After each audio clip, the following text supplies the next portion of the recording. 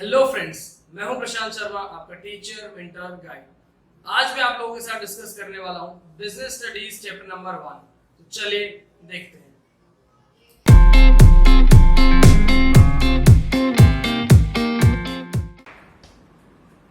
Chapter number 1 इसको हम cover करने वाले हैं आज, जिसका नाम है मैनेजमेंट। इस चैप्टर में कौन कौन से इंपॉर्टेंट टॉपिक्स हमें स्टडी करने हैं, देखिए आप।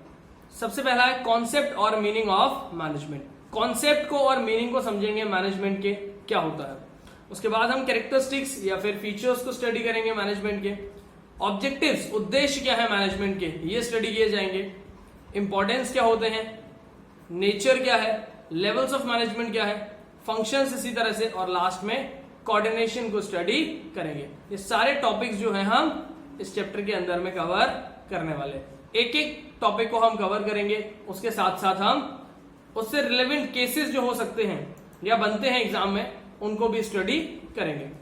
मैनेजमेंट का जो मीनिंग है, इसके अंदर आप क्या बात करने वाले हैं, देखिए। मैनेजमेंट क्या है? Management is a process. Management क्या है? एक प्रोसेस है। प्रोसेस का मतलब आप समझ रहे होंगे कि किसी सर्कुलेशन फॉर्म में चलेगी ये चीज। अभी बात करेंगे डिटेल में, जिन चीजों को अंडरलाइन किया है उन्हें हम डिटेल में समझेंगे अभी। Process of getting things done, किसी भी चीज के लिए, किसी भी काम को पूरा करने की एक प्रोसेस, उसे मैनेजमेंट कहा जाता है। With the aim of achieving goals. तो क्या आगे बात निकल के आ रही है कि मैनेजमेंट क्या है? किसी गोल को अचीव करने की एक प्रोसेस होती है। किसी गोल को अचीव करते हो किस तरह से आप? इफेक्टिवली और इफिशियंटली। दो अलग अलग बातें हैं, इफेक्टिवली और इफिशियंटली। इनको हम डिटेल में स्टडी करेंगे, उसके बाद डेफिनेशन को दोबारा से एक बार देखेंगे।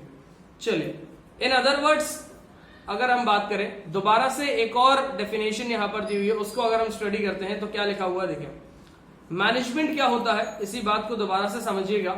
Management is a process. Management is a process by which a business group directs actions of other towards common goal. किसी कॉमन गोल को अचीव करने के लिए जो ऑब्जेक्टिव बनाया है आपने, जो गोल बनाया है, उसको अचीव करने के लिए आप क्या करते हैं? ऑर्गेनाइजेशन के अंदर अलग अलग ग्रुप जो होते हैं, अलग अलग इंडिविजुअल होते हैं, उन्हें ग्रुप में कन्वर्ट करते हैं और उनको सिंगल गोल की तरफ डाइवर्ट कर देते हैं। इसके बाद जो हमने बातें अंडरलाइन की थी यहां पर, कौन सी थी उसमें देखिए आप। सबसे पहले प्रोसेस है आपका। प्रोसेस क्या होता है ये समझेंगे हम। प्रोसेस का मतलब आप देखें अगर, तो यहां लिखा हुआ एक series of some functions. Process क्या? एक सीरीज है कुछ फंक्शंस की। Planning, organizing, staffing, directing, controlling, ये सारी बातें इसके अंदर आती हैं। इन सभी को अगर देखा जाए एक सर्कुलेशन फॉर्म में अगर हम स्टडी करें तो प्लानिंग क्या होता है? प्लानिंग का मतलब, मान लीजिए आपको एक घर बनाना है, तो सबसे पहले आप काम करोगे, प्लान करोगे उसको। प्लान करना सबसे इंपॉर्टेंट चीज होती है किसी भी ऑब्जेक्टिव को, किसी भी गोल को अचीव करने की पहली प्रोसेस में प्लानिंग सबसे जरूरी। बिना प्लानिंग के काम करना इजी नहीं होता है। दूसरा है ऑर्गेनाइजिंग। ऑर्गेनाइजिंग के अंदर ये बात आती है कि आपको रिसोर्सेज को अरेंज करना होता है। रिसोर्सेज अरेंज करने के अलावा आपको ड्यूटीज को असाइन करना होता है। इस तरह की चीजें इसके अंदर आती हैं। फिर आता है आपका स्टाफिंग। स्टाफिंग में आता है हायरिंग ऑफ इंडिविजुअल्स या एम्प्लॉइज। एम्प्लॉइज को काम पर रखना, नौकरी देना, भर्ती करना, ये बात यहां पर आती है। अब इसी एग्जाम्पल को कंटिन्यू हम करें तो प्लानिंग में आपने क्या किया? घर बनाया। घर बनाने के बाद रिसोर्सेज को अरेंज किया आपने। रिसोर्सेज को अरेंज किया आपने। रिसोर्सेज अरेंज किए, क्या क्या रिसोर्स होते हैं, क्या क्या सामान चाहिए घर बनाने के लिए आप समझते हैं, और काम को डिवाइड किया जाएगा जो भी लोग काम कर रहे हैं उनके बीच में। उसके बाद नए लोगों को ऑर्गेनाइजेशन के अंदर भर्ती किया जाएगा, स्टाफिंग में आएगी वो बात। देन आप अगर बात करें, जब स्टाफिंग कर रहे हो तो किस किस की भर्ती किया जाएगा? आप इंजीनियर को, लेबर को, इन्हें भर्ती करेंगे। घर बनाना है अगर तो। डायरेक्टिंग की जो बात करें, डायरेक्टिंग का मतलब होता है लीडरशिप, मोटिवेशन, सुपरविजन और कम्युनिकेशन। ये चारों एलिमेंट इसके अंदर काम करते हैं। जिन्होंने इस ऑर्गेनाइजेशन को ज्वाइन किया है रिसेंटली, या जिनको आप हायर कर लेकर आए हो, उन्हें आप डायरेक्ट करोगे, उन्हें ऑर्गेनाइजेशन के अंदर काम कैसे करना, ये बात सिखाई जाएगी। और इन लास्ट कंट्रोलिंग। कंट्रोलिंग का मतलब होता है कंपेयर करना। कंट्रोलिंग का क्या मतलब होता है? कंपेयर करना। किसको? जो एक्चुअल रिजल्ट होगा और जो प्लान स्टैंडर्ड है। मतलब आपने प्लानिंग जैसा घर बनाया किया था, या घर बनाने की सोची थी आपने, वैसा घर बन के तैयार हुआ या नहीं हुआ, ठीक है, उस चीज को आप क्या करते हो? प्लान को आप एक्चुअल रिजल्ट के साथ कंपेयर करते हो। इसी प्रोसेस को कंट्रोलिंग कहा जाता है। यहां तक बात समझ में आ रही होगी, मुझे ऐसा लगता है। इसके बाद अगर हम और जो पॉइंट हमने अंडरलाइन किए थे उसको ध्यान देंगे तो क्या क्या है देखें। इफेक्टिवनेस, इफेक्टिवनेस का क्या मतलब होता है? It refers to completing the task on time. ये बात बहुत जरूरी है, टास्क ऑन टाइम, किसी भी काम को समय पर पूरा करना, इसे इफेक्टिवनेस कहा जाता है, इसे इफेक्टिवनेस कहते हैं। आगे देखो, no matter whatever the cost, cost कितनी है इससे हमें कोई लेना देना नहीं है, कोई फर्क नहीं पड़ता। एग्जाम्पल हम ले, अगर 10 डेज में आपको 100 यूनिट्स प्रोड्यूस करने हैं, ओके 100 यूनिट्स प्रोड्यूस करने हैं, तो 100 यूनिट्स को अगर आप 10 डेज में कंप्लीट कर पाते हो तो आपका काम इफेक्टिवनेस के साथ हुआ काम या कंप्लीट किया गया काम कहा जाएगा। इफिशियंसी इसी तरह से, इफिशियंसी का मतलब होता है it refers to completing the task with minimum cost, कम से कम लागत में, कम से कम लागत में अगर आप काम करते हैं तो मिनिमम कॉस्ट में काम करते हैं, इससे इफिशियंसी कहा जाता है।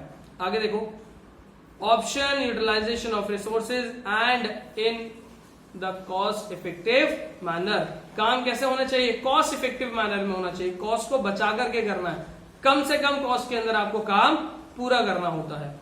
इन तीनों बातों को समझने के बाद जो डेफिनेशन हमने पढ़ी थी वही डेफिनेशन अगर हम दोबारा से देखें उसमें क्या बातें थी, तो एक बार देखिए जरा, डेफिनेशन आपके सामने है और कौन कौन सी चीजें इसमें हमने पढ़ी थी वो देखो वापस से। Management is a process, process है किन किन चीजों से related? Planning, organizing, staffing, directing और कंट्रोलिंग। गेटिंग थिंग्स डन, किसी भी काम को पूरा करने के लिए या किसी एम को पूरा करने के लिए या गोल को अचीव करने के लिए आप काम करते हो, किस तरह से? इफेक्टिवली और इफिशिएंटली, काम को टाइम पर पूरा करते हैं आप। और क्या बात कही जा रही है, जो काम है आपका वो किस तरह से पूरा होता है? मिनिमम कॉस्ट के साथ पूरा होता है। चलिए, तो अब हम बात करने वाले हैं difference between efficiency and effectiveness, दोनों के बीच में डिफरेंस क्या होता है, ध्यान देंगे आप लोग। Difference between efficiency and effectiveness, इसकी बात करेंगे। आपको सबसे पहले कॉलम दिख रहा होगा बेसिस का, यानी किस बेसिस पर हम डिफरेंशिएशन को स्टडी करेंगे। इफेक्टिवनेस और इफिशियंसी ये दोनों भी यहां पर दिए हुए हैं। मीनिंग, मीनिंग में क्या क्या बातें आती है अभी हम लोगों ने समझा था।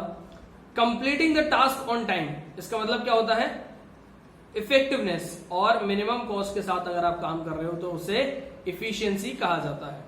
ये दोनों बातें जो है इफेक्टिवनेस और इफिशियंसी, दोनों को बहुत क्लियर रखना है, इससे रिलेटेड केस भी एग्जाम में पूछ लिया जाता है। इसके बाद ऑब्जेक्टिव, दोनों के बीच में ऑब्जेक्टिव क्या है इसको स्टडी करें अगर हम तो।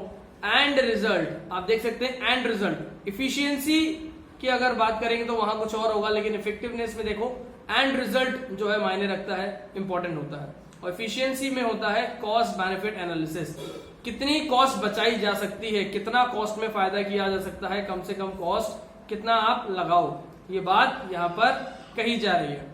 मेन कंसिडरेशन या फिर फोकस को अगर हम समझते हैं, या मैं क्या कह रहा हूं ध्यान देंगे, मेन कंसिडरेशन या फोकस को आप समझते हैं, इसमें क्या लिखा है?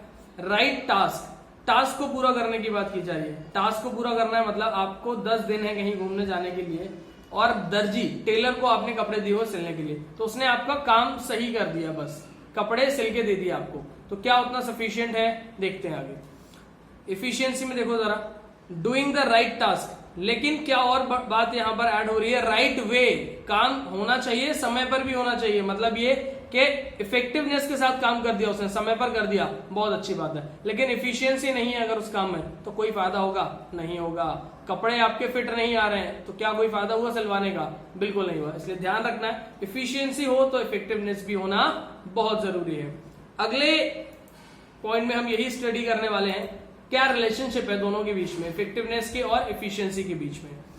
Relationship between effectiveness and efficiency, इसी को स्टडी करने वाले हैं हम, देखेंगे आप। Effectiveness and efficiency are equal important, दोनों बराबर इंपॉर्टेंट है ऑर्गेनाइजेशन के अंदर, because they are the two sides of a coin, ये दोनों एक ही कॉइन के दो अलग अलग साइड हैं, जैसे हेड और टेल होता है, पॉजिटिव और नेगेटिव होता है, इसी तरह से इफिशियंसी और इफेक्टिवनेस दोनों इक्वल इंपॉर्टेंट होते हैं ऑर्गेनाइजेशन के अंदर। आगे क्या लिखा हुआ है? One without another is of no use, एक दूसरे के बिना किसी मतलब का नहीं है। एग्जाम्पल से ले लेते हैं इस बात को, ध्यान देंगे आप लोग। एग्जाम्पल क्या है? Mister Ram ABC limited company में मैनेजर है, क्या है? मैनेजर। मिस्टर राम मैनेजर है एबीसी लिमिटेड कंपनी में। अब इनको कोई काम दिया गया, मान लीजिए 2 दिन में इन्हें काम पूरा करना है। 2 दिन में क्या काम पूरा करना है इन्हें? 100 यूनिट्स प्रोड्यूस करना है, एग्जाम्पल, ठीक है। 100 यूनिट्स प्रोड्यूस करने के लिए क्या करेंगे? अपने जितने एफर्ट्स हैं वो पूरे लगाएंगे। मान लीजिए इन्होंने 200 रुपए पर यूनिट से ज्यादा कॉस्ट नहीं आनी चाहिए ये सोच रखा है। तो 2 दिन में अगर इन्होंने काम पूरा कर लिया, ऑन टाइम काम पूरा कर लिया, तो कहा जाएगा इफेक्टिवनेस के साथ काम पूरा किया है। और अगर ये 200 रुपए पर यूनिट के साथ काम कर ले इन्होंने, तो एफिशिएंसी भी है। लेकिन 2 दिन में काम नहीं हुआ, 3 दिन लग गए, 4 दिन लग गए, और 200 रुपए पर यूनिट पे काम किया, तो इफेक्टिवनेस नहीं है, इफिशियंसी है काम में। और अगर अपोजिट हो इसका, 200 से ज्यादा रुपए हो जाए, मान लीजिए 250 रुपए पर यूनिट हो जाए, और काम 2 दिन में कर ले, तो इफिशियंसी नहीं है काम में, लेकिन इफेक्टिवनेस है। तो दोनों एक दूसरे के बिना अधूरे होते हैं, इसलिए दोनों का बराबर या इक्वल पूरा होना बहुत जरूरी होता है। इसके बाद आगे क्या लिखा हुआ है? Both leads to higher profit and failure of an organization. दोनों ऑर्गेनाइजेशन में हायर प्रॉफिट, साथ में चलेंगे तो ज्यादा प्रॉफिट कमाने में मदद करेंगे, और failure of an organization is due to inefficiency and ineffectiveness. अगर दोनों सही तरीके से नहीं चलते हैं तो इनएफिशिएंसी और इनइफेक्टिवनेस के चांस बढ़ जाते हैं। इफेक्टिवनेस और इफिशियंसी का अपोजिट इनइफेक्टिवनेस और इफिशियंसी होता है। इनइफेक्टिव होने का मतलब है ज्यादा कॉस्ट का ज्यादा होना, और इनइफेक्टिवनेस का मतलब होता है, इनएफिशिएंसी मतलब कॉस्ट का ज्यादा होना, और इनइफेक्टिवनेस का मतलब होता है कि आप काम को समय से ज्यादा लगा रहे हो पूरा करने के लिए। तो ना ही आपको कॉस्ट ज्यादा लगानी है, ना ही आपको समय ज्यादा लगाना है। इनइफेक्टिवनेस और इनएफिशिएंसी नहीं होना चाहिए, तभी आपकी ऑर्गेनाइजेशन में जो काम है उसे इफेक्टिवनेस और इफिशियंसी के साथ किया गया काम माना जाएगा। आगे देखेंगे हम क्या बात करनी है हमें। केस स्टडी बहुत इंपॉर्टेंट है। जो टॉपिक हमने अभी पढ़ा है, इस टॉपिक से रिलेवेंट ये जो टॉपिक है इफेक्टिवनेस और एफिशिएंसी वाला, इससे रिलेटेड केस स्टडी भी हम फॉलो करेंगे। कोशिश करेंगे हम सॉल्व करके देखें, जो बात हम समझ पाएंगे टॉपिक या कॉन्सेप्ट के अंदर, उसको केस स्टडी के साथ प्रैक्टिस करने से क्या हेल्प होती है, ये बात आपको समझ जा सकता हूं मैं केस के मदद से, इजीली आप समझ पाएंगे। सबसे पहले आप देखोगे मैंने ए और बी पोर्शन को समझाने के लिए टिक किया है। ए और बी पोर्शन यानी क्वेश्चन में सबसे पहले जो नीचे का पार्ट होगा जहां पर क्वेश्चन पूछा जा रहा है वो हमें स्टडी करना होता है, क्योंकि उसको समझने के बाद हमें पता पड़ जाता है किस टॉपिक से रिलेटेड क्वेश्चन पूछा जा रहा है। एक बार आइए देखते हैं। Do you think that the production manager perform duties effectively and efficiently? क्या आपको लगता है प्रोडक्शन मैनेजर ने काम इफेक्टिवनेस और इफिशियंसी के साथ किया है? केस को पढ़ेंगे तब समझ में आएगा किया है या नहीं किया। और बी पार्ट में पूछा जाए एक्सप्लेन क्या करना है? इफेक्टिवनेस और इफिशियंसी के मीनिंग को एक्सप्लेन करना है इसके अंदर में आपको। तो केस क्या कह रहा है देखेंगे आप। Question number 1, during festival session या सीजन, एक ही बात होगी, एबीसी लिमिटेड एक कंपनी है, received a new order of 1000 mobile phones. 10,000 mobile phones का जो ऑर्डर है वो मिला है 10 दिन में जो पूरा करना है एबीसी लिमिटेड को। Phone to be delivered within 10 days. देख रहे हो, 10 दिन में आपको ऑर्डर पूरा करके देना है। आगे क्या लिखा हुआ है? Failing which the contract will be null and void. अगर आप पूरा नहीं कर पाते हैं ऑर्डर को तो क्या हो जाएगा 10 दिन के बाद? वो आपका ऑर्डर नल एंड वॉइड यानी खत्म हो जाएगा। आगे क्या लिखा है देखो, to complete this production manager plan to outsource. Production manager ने क्या किया इसको पूरा करने के लिए? आउटसोर्स यानी बाहर से लोगों को हायर किया, भर्ती किया, ताकि काम समय पर पूरा किया जा सके।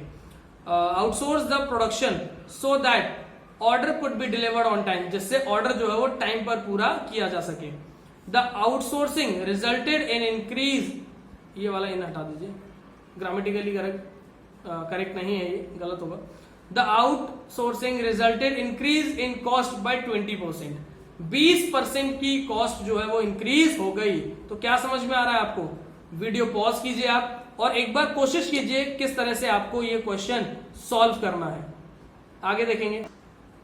आई होप आप लोगों ने वीडियो को पॉज किया होगा और क्वेश्चन को सॉल्व करने के लिए ट्राई किया होगा। समझा मैं चुका था आपको क्वेश्चन, और कैसे आंसर राइटिंग होगा इस बात को भी देख लीजिए। क्वेश्चन में क्या बात की गई थी? समय पर काम पूरा करने के लिए आउटसोर्स किया गया, और आउटसोर्स करने की वजह से, लोगों को बाहर से भर्ती करने की वजह से क्या हुआ? आपका जो काम है उसकी कॉस्ट 20% इंक्रीज हो गई। मतलब ये कि इफेक्टिव काम तो किया है आपने 10 डेज यानी समय पर काम पूरा किया है, लेकिन इफिशिएंट नहीं किया है, क्योंकि कॉस्ट जो है वो क्या हो रहा है? 20% इंक्रीज हो रही है। इसी बात को कैसे आंसर में लिखेंगे आप देखो क्या पूछा गया, उसके अकॉर्डिंग क्या लिखा है हमने, इफेक्टिव बट नॉट एफिशिएंट। काम जो है वो इफेक्टिव है लेकिन इफिशिएंट नहीं है। और क्या लिखा हुआ है, बी पार्ट जो है उसमें पूछा गया है आपसे एक्सप्लेन करना है आपको मीनिंग, इफिशियंसी और इफेक्टिवनेस का। तो देखो आप, इफेक्टिव होने का मतलब है completing of task on time, समय पर काम को पूरा करना, और इफिशियंट होने का मतलब है achieving the goal with minimum cost, कम से कम कॉस्ट में आपको गोल अचीव करना होगा, ये बात इसमें कही जा रही है। आई होप आपको ये क्वेश्चन जो है समझ में आया होगा, किस तरह से कॉन्सेप्ट को समझना होता है हमें पहले, उसके बाद केस स्टडी हमें समझना होता है, और केस स्टडी की आंसर राइटिंग कैसे होती है, ये बात आपको समझ आ रही होगी। एक वीडियो में मैं पूरा डिस्कस करूंगा आप लोगों के साथ कि किस तरह से केस जो है आपके उनको आपको सॉल्व करना चाहिए। यहां पर एक मैंने ब्रीफ इंट्रो दिया है, केस कैसा होगा, कैसे उसको सॉल्व करना है। आपको पहले नीचे क्वेश्चन दिया है वो पढ़ना, उसके बाद केस को रीड करना है, केस में क्या बात है, उसके बाद वापस से जो क्वेश्चन दिया है नीचे वो पढ़ना है, और उसके बाद उसका आंसर लिखना होता है। इस तरह से आपको सॉल्व करना होता है। एक और चीज मैं जानकारी के लिए आप लोगों को बता दूं, आप कोई भी राइटर फॉलो कर सकते हैं, लेकिन मैं सजेस्ट करूंगा आपको पूनम गांधी का जो राइटर है वो फॉलो कीजिए आप।